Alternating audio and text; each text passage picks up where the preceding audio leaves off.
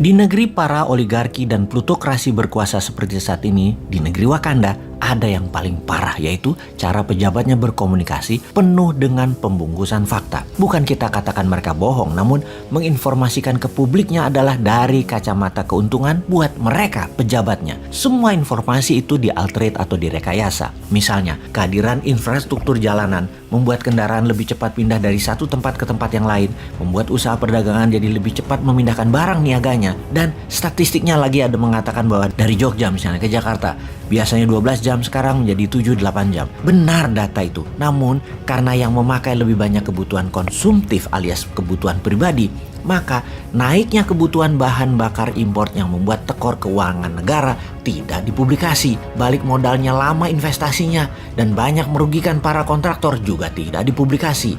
Ini maaf loh ya, cuman kritik bukan niat nyinyir, karena kita ingin memperbaiki cara bernegaranya, terutama komunikasi ke publik agar menjadi jujur, agar membuat masyarakat pintar, bukan membuat masyarakat bodoh. Kita semua tahu deh bahwa ada pejabat-pejabat di negeri yang saat ini memang disarankan mau jualan diri untuk menjadi kandidat presiden di tahun 2024 yang memang diprogram dan ditarget. Mereka itu salah satunya adalah SM, AH, ET, dan beberapa orang lagi yang didorong dan direstui untuk maju ke 2024. Karena itu mulailah siapapun, bukan para menteri incumbent tetapi para pejabat, mulailah menggunakan fasilitas jabatan untuk menjual diri kesuksesan, sampai award pun dibeli pakai anggaran Pemda dan anggaran departemen. Gak peduli mereka. Jadi apa yang mereka lakukan? Ya mengelola data ke publiknya demi kepentingan mereka, yaitu semua hal dibuat dramatis sampai lebay, bahkan over berlebih-lebihan sekalipun. Gak peduli mereka, toh rakyatnya bodoh. Misalnya kasus penerimaan pajak kali ini ya,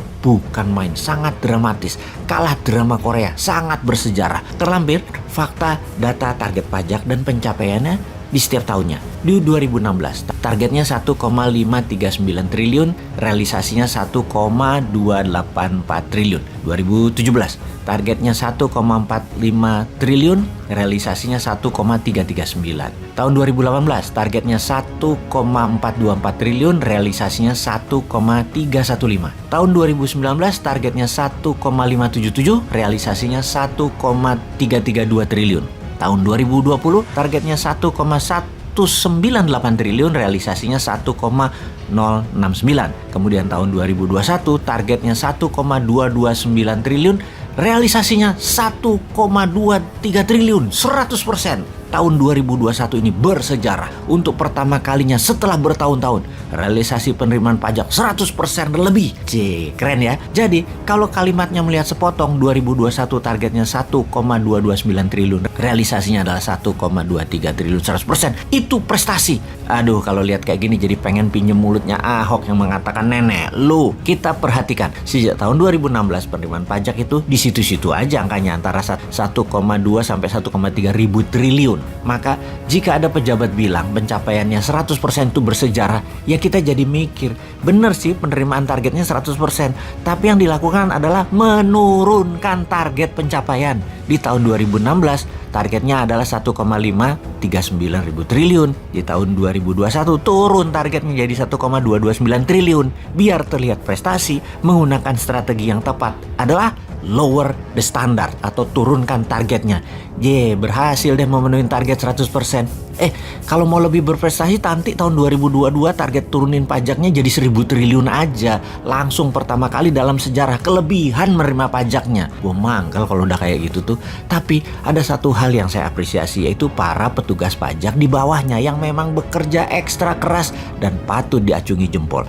Kalian lembur banting tulang 24 jam sampai tipes-tipes mencari pendapatan negara. Di sisi lain ada yang banting tenaga 24 jam, kerja habis-habisan, menghabiskan duit negara.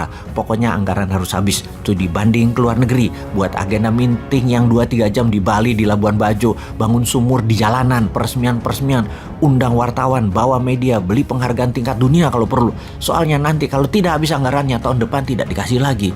Sungguh, itulah sisi belanja yang tidak bisa ditekan, malah dihambur-hamburkan untuk hal yang tidak produktif. Belanja negara ternyata tidak bisa dikurangi, malah naik. Karena itu, kalau mau jujur harusnya memberitakannya bukan keberhasilan 100% pencapaian pajak, tetapi anggaran belanja yang terbesar sejarah. Gapnya harus diakui bahwa selisih tahun 2022 adalah hampir 900 triliun, adalah terburuk sepanjang sejarah, dan menutupinya pakai hutang. Tapi kan nggak mungkin, itu kan mencoreng gelar terbaiknya yang nggak bakal dilakukan lah. Nulis berita kok jujur, bodoh namanya. Punya jabatan, punya uang anggaran, dan punya dukungan mayoritas penduduk, ya harus dimanfaatkan toh. Demi populer, berita ya harus dikemas, dibalik-balik berdasar fakta, tapi dibuat dari sisi yang menguntungkan pejabatnya. Demi 2024, herannya masyarakat pendukungnya masih mayoritas. Kalau kita memberitahu kebenaran yang sebenarnya, dikatakan anti pemerintah. Cuk, ini nggak anti pemerintah, ini anti pembalikan fakta yang tidak mendidik utekmu.